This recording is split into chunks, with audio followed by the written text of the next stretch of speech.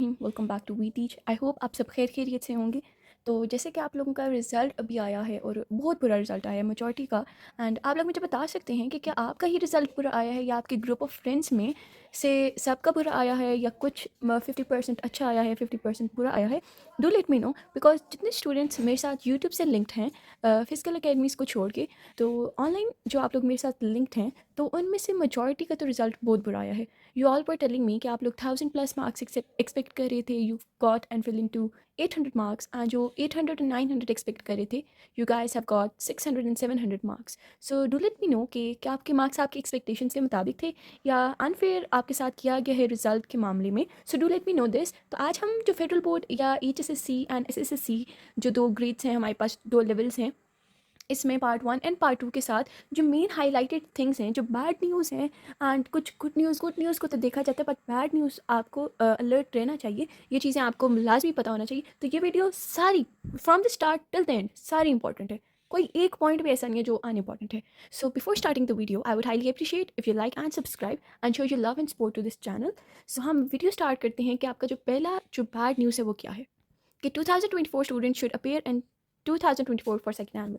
तो ये आपको बताया जा रहा है कि जो 2024 के स्टूडेंट्स हैं जिन्होंने फर्स्ट एनुअल अभी दिया है वो सेकंड एनुअल में लाजमी अपीयर हों, अगर वो इम्प्रूवमेंट देना चाहते हैं या वो अपनी सप्ली या कंपार्ट क्लियर करना चाहते हैं।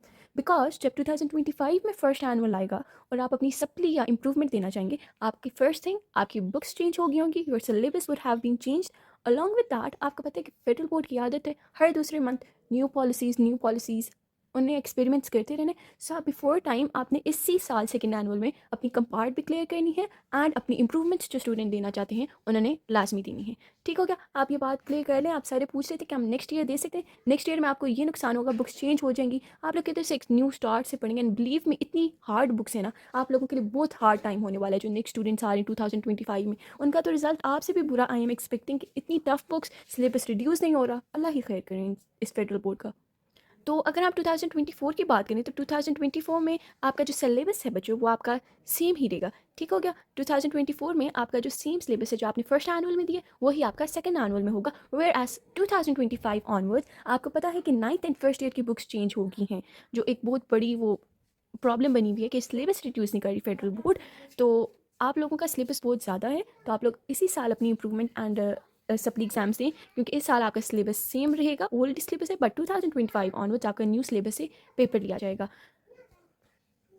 अलॉन्ग विद दैट एक और बैड न्यूज़ आप लोगों के लिए ये है कि आप लोगों का एक न्यू सब्जेक्ट इंट्रोड्यूस हो गया which is Tarjamatul Quran. Okay, and उसकी वेटेज आप लोगों की क्या है, इट्स फॉर 8 मार्क्स। आपको पूरा पढ़ना पड़ेगा तर्जमातुल कुरान 8 मार्क्स के लिए। वो 8 मार्क्स का जो पेपर होगा, क्वेश्चंस होंगे वो आपके इस्लामियात के पेपर के अंदर ही होगा। ठीक हो गया, आपके इस्लामियात के पेपर के अंदर ही 8 मार्क्स का एक पोर्शन होगा तर्जमातुल कुरान, तो उधर आपने अपेयर होना होगा। एंड पढ़ना इसलिए लाजमी है क्योंकि देखिए 8 मार्क्स से आपकी परसेंटेज उठा के ऊपर से नीचे आ सकती है, आप 90 से 80% में फेल हो सकते हैं अगर आप ये 8 मार्क्स लूज़ कर दें। तो आपके लिए पढ़ना लाजमी है, कंपलसरी है।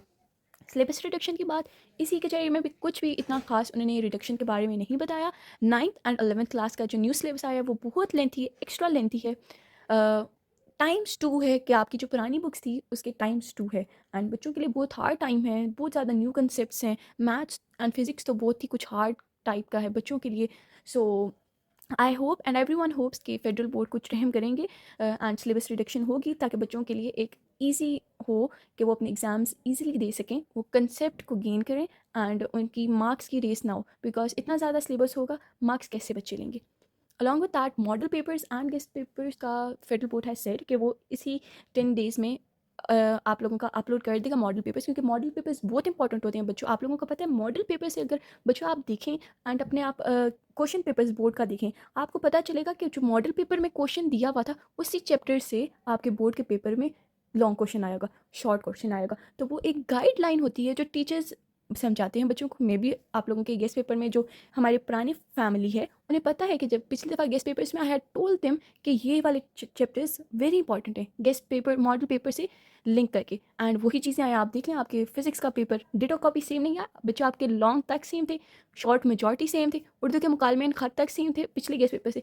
मैं उम्मीद करती हूँ इंशाल्लाह अल्लाह हमारी मदद करेंगे, اس سال بھی ہمارے جو گیسٹ پیپر ہوئیں گے سیکنڈ اینول کے وہ بھی اتنی ہی سملرٹی کے ساتھ ہوں گے.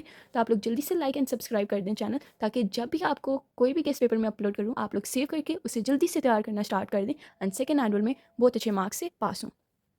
اینڈ آپ کے پاس یہ کمپیریزن نہیں ہے, سوری, اٹس امپروومنٹ بچوں, ٹھیک ہو گیا.